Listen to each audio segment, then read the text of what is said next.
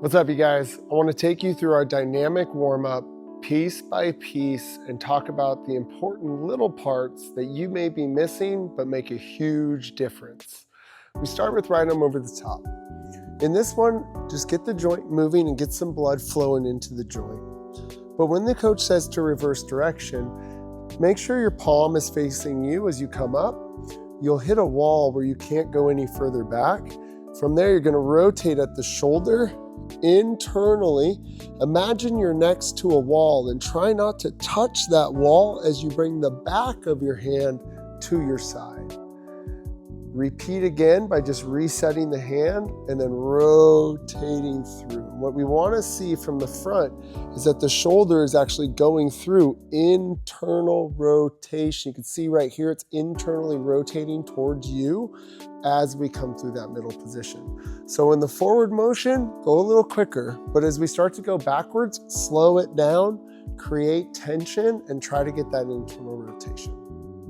As we go across the body, make sure that you switch at arms each time, but work your way as if you were trying to hug around a tree and you're trying to protract your scapulas, which are the bones on the back of your shoulders here, as much as possible. That just means, imagine my hands are those shoulder blades, that they're getting as far apart from each other as you can when you're reaching across. You're really trying to feel a good stretch in the back of the body.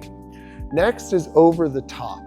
When we're coming over the top, we want to actually focus on the down phase. What we're trying to do is go just before we start to feel a stretch through the lats, and then to actively pull our hands back down. On the next rep, we're hoping that the joint allows us to go a little bit further into that range of motion because we showed control through the range of motion previously. So your body will naturally open up and give you a little bit more range with each one you do if you don't run into that end range, but instead pull down just before you reach that end range.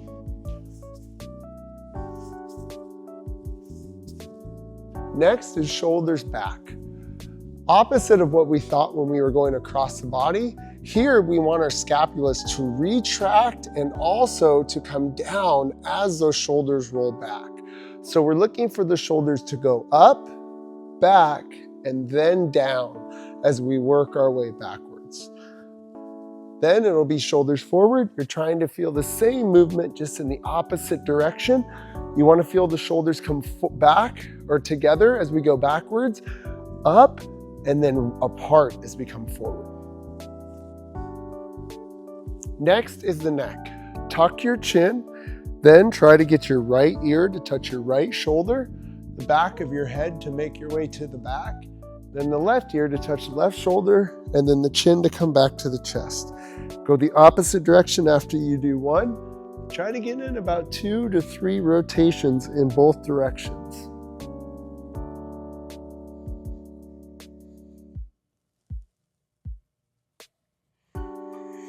Next is across the body. You'll notice that some of us will cross our legs over. When you do the cross leg, you want the leg that is behind to be the same arm that's up. What this does is increases the length of the chain from the pinky down to the pinky toe. I have a little bit more of a stretch that I'm getting through this side body. Compared to when my feet are apart, there's less of a stretch or bowing of the body. Still a great stretch, but if you want a little balance in there and you want to get a little bit more of a stretch, cross your legs over. The other thing you're trying to accomplish with this is pushing the hip as far over as you can, but not into complete stretch. So think about 70% of that and then switch and go to the other side. We do this both ways twice because the first one, we don't want you to push into the end range. Go just before the end range. Now on the next one, see if it gave you a little extra space. You're also at the same time trying to get the bicep into the ear, and you're reaching up and over as much as you can through the armpit and the shoulder girdle. A great side body stretch. Next, our feet will be about hip width apart. We'll round our backs and tuck our chin. round over, trying to get our fingertips as close to the ground as we can. If we can't, that's okay. This is ultimately a goal to get to. But then we start to go west and east. And what I want you to feel here are your lower erectors and low back getting some movement through a plane that we don't move through very often, but is still very important for the health of the spine. Now, as we start to stand up and we start to turn this more into a windmill, now we become more focused on the organs. In this area, we have the kidneys and we have the liver. The two main organs that help filter out all of the waste that we're going to be producing in these workouts coming up pretty soon. So by getting in some side body stretches and some torso twists, we're starting to wake up those organs and get them ready to accept the waste that we're going to be giving it in just a little bit. Next, we take our feet just a little bit wider and we go into some hip circles. What we're looking for in the hip circles is that you go as far to the west, the north, the east, and the south as you can possibly get each rep. But again, we're trying to work, I keep saying as far into, and what I should be saying is about 80% into the end range. Not fully getting to the end range, but about 80% there. And then with each pass, we're trying to get another percent out of that. And eventually getting to about 90% range of motion in the dynamic warm-up. We do the same thing, but opposite direction. And one thing you're focusing on while you're doing this is keeping the hips square as you go through that range of motion. You're not opening the hips up as you go through this. This really helps you focus on the hip capsule itself as we work through those end ranges of motion. Next are the knees. We bring the feet together, we bend the knees so they're just over the toes, and then our goal is to push the knees forward, left, back, and right is about 80% or so of end range, while keeping the heels on the ground. We'll feel a slight stretch in the back of the legs and a little bit of movement in the knees. We're just trying to pump a little synovial fluid and blood into those knees and get these ankles and Achilles warmed up. We do the same thing in both directions. Again, keeping the heels down, keeping the feet together, and trying to get those knees as far over those toes each repetition. Next are the ankles. We'll balance on one foot, and then we'll spin that opposite ankle, making as big of a circle as we could. I like to imagine I had a laser on my heel, and I'm trying to put as big of a circle on the ceiling as I possibly can. Same thing on the other side. One of the benefits of this isn't just getting the ankle range of motion, but it's also starting to work on the balance too. Now our left knee goes down and our right knee comes up. We're going to start to dig into the big muscles of the hips and the groin and the quads. You're going to place your back foot so that the top of the foot is on the ground. Your front foot should be in a position where the knee is over the ankle or slightly behind it. What we don't want to see here is that knee is over the toe and that heel is lifting off the ground. This will focus the stretch in the quads and the knees. We want to focus it into the hips and the groin and the hamstrings at this point. So we need the heel to be in front of the knee. Now, I'm going to go to about 80% range of motion. I'm going to reach up overhead, and we're always trying to involve the entire body in CrossFit.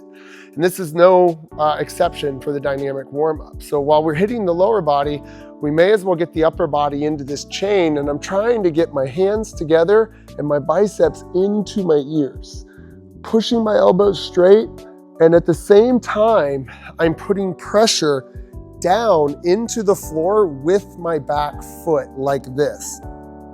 That's gonna light up this whole chain of this left leg, my butt, my hamstrings, my hip flexors, my quads are all lit up right now. Then I'm gonna release that stretch at the same time that I bring my hands down to the inside of the legs and my back knee up. Now I'm loading the structure of this hip and this hamstring, and we're gonna work through a little range of motion in a loaded position. Before we start to load it with dumbbells and kettlebells, let's load these tissues and these joints with our body weight first. My goal here is to try to think of this like a front squat. So I wanna try to get my hips down as much as I can, and I'm trying to bring my chest as far up as I can as I rock forward and backwards into the stretch, like so. As I'm doing this, I'm shifting my back foot back just slightly as my hips and groin are opening up. From there, the coach will say, bring the elbows down. Now we're gonna round the spine. We're gonna get as deep into flexion of the hip as we can. And I love to work circular motions here through the entire foot, where I feel the weight go into my toes, come through the arch, go to the heel, and then to the outside of my foot as I work through that hip on that right side, hamstring and groin. This is really just isolating this leg in a squat position, and it gives the coach a great diagnostic as they're looking around the room at who might have a little bit of too tight of hips today. From there, we come back on the heel and we give that hip a break. We want to let it breathe for a second. So instead, we're going to hit the hamstring. Make sure that you're sitting up tall with your hips over your knees. Then you're going to dive your chest over the top of the knee with a flat back. You're going to feel a good stretch in the back of your leg, and then we're going to floss the sciatic nerve through there by going gas pedal and then brake pedal. Pulling the toe back towards the knee is where you're really going to feel that tug through the back of the leg. This is getting the sciatic nerve that runs through the muscle fibers to floss itself and to remove itself from the fiber so it's not tugging on it. We'll do this about 3 to 4 times where we go gas pedal, brake pedal, gas pedal, brake pedal, and then we sweep the leg in front into a pigeon pose. In the pigeon pose, we're focusing again back onto the hip area, but specifically the piriformis and glute medius, which are our main external rotators. So when the coach is always telling you to push your knees out, it's these two muscles that do that. So we're kind of getting them woken up a little bit. And what I love to do here is to take my hip and to push it down and back. And then I come back up and I push it down and back. When I reach that 80%, what I'll do is I'll squeeze the muscle back there. So I'll squeeze my butt cheek and then I'll relax it and I'll back off of the stretch. Then I'll go back into it just slightly by, watch what I do with my knee here, pushing it back, but keeping my foot static. This is gonna increase the stretch on the hip itself and allow me to dig in just a little bit more and gain a little more range of motion in the external rotators of that hip. Then we'll switch sides and we'll do the same thing on the other side. Got the back of our foot in the ground, we're pushing down, our ankle bone is in front of our knee and we're trying to get our biceps into our ears. We do this for about a 3 count, then we release that pressure on the back foot. At the same time, we bring the back knee up and we start to load that hip. We're trying to drop our hips and lift our chest at the same time. And then we're rounding the back, circular motions throughout the whole foot, trying to get that hip below the top of the knee, below parallel eventually. Again, great diagnostic for you here or for the coach. Do you feel any or see any big imbalances side to side on your athletes or in yourself while you're going through these stretches? Then we back off on the hip. We sit up nice and tall, dig into that hamstring, gas and brake pedal a few times. Get that sciatic nerve flossing through those muscles, and then sweep that leg down in front. Go into a pigeon pose. Start to dig into those external rotators in the hip. And don't be afraid to play around here a little bit, like Kelly Starrett likes to say, freestyle, and try to find some corners that maybe just don't feel so good. And again, we're not driving into the end ranges of it. We're getting about 60 to 80% in there. Then we're squeezing down that muscle and we're relaxing that muscle. And then we're taking up the space that it gave us. So contract, relax, take up the space. Contract, relax, try to take up some space. After we're done here, we go into a calf stretch. This is where our knees are far away from the floor, and the pressure that I'm putting is my heel is going down into the ground on my right foot right now, and I should feel a stretch up high in the back of the leg, just below the top, below the knee. But the next stretch after we do this one a couple times is for the Achilles and the bottom of the heel cord. You're going to bend the knee and you're going to keep the knee, you see how it's close to the ground? And while I'm here, I'm trying to push my heel back and down, but keeping the bend in the knee hits the Achilles and the calf lower on the leg. And I'm going to go back and forth. So you see I'm working my right leg right now. I'm not doing my left. And now I'm going to go to my left, back to my right. And you see how my knees are staying close to the ground? This is going to hit that heel cord and Achilles versus the calf stretch where my knees were really high off the ground and I was trying to push my heel down. That's just a different part of the calf. We're going to get a little lower and into those Achilles. Last couple ones we got. Wrists, make sure you go nice wide fingers, really stretch out those tendons and ligaments and nerves. And then from there, this isn't heavy pressure at all. This is light pressure. You're just trying to get the shoulders over the front of the fingertips, kind of like we did with the knees over the toes. I'm going a couple rotations in one direction, not digging into any type of pain. I'm working around those things and I'm working my way the other direction. If this bothers your wrist because you're either newer to CrossFit or you have an injury, this figure 8 in a kneeling position is just as good. From there, fingers facing you so we can hit the forearms a little bit and get them ready for all those gripping activities that we're going to be doing. Rocking back and forth, fingers facing us, trying to keep the palm of the heel of our palm down, not letting that rise up, keeping those heels of the palm down.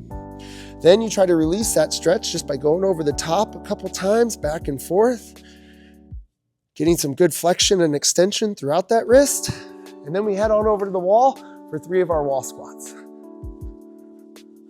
Now, we don't actually want you guys to think of the wall squat as a squat.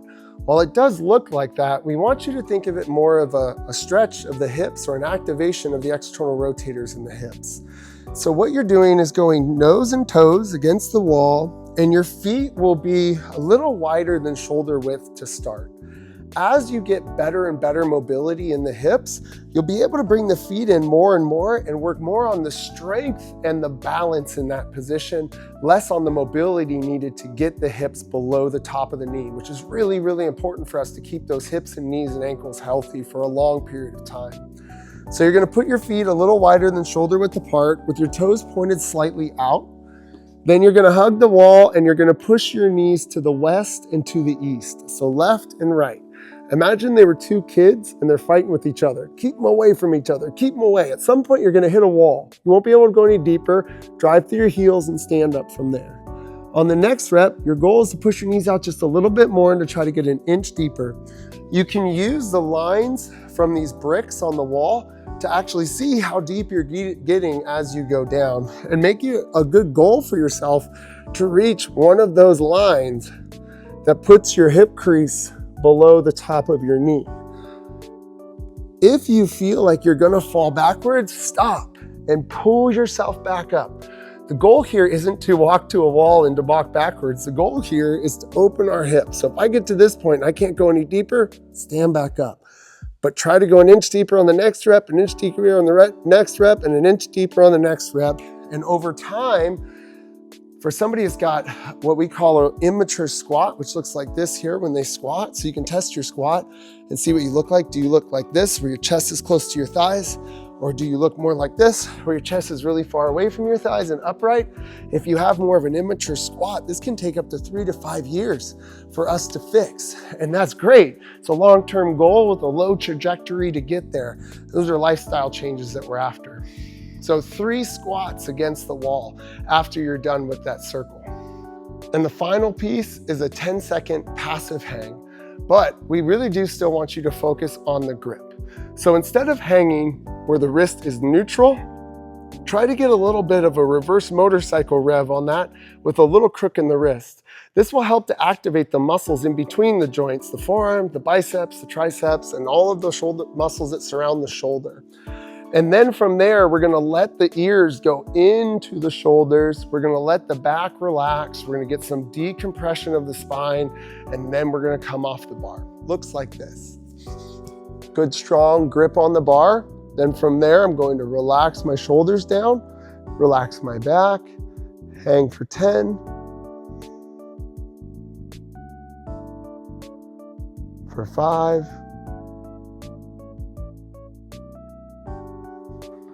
And then come on off the bar. Now, the reason why we do this depends on the individual. There may be some individuals, like in our Parkinson's and stroke class, that don't even have the mobility to reach the bar. And that's their first goal, is to get full range of motion back in those shoulders.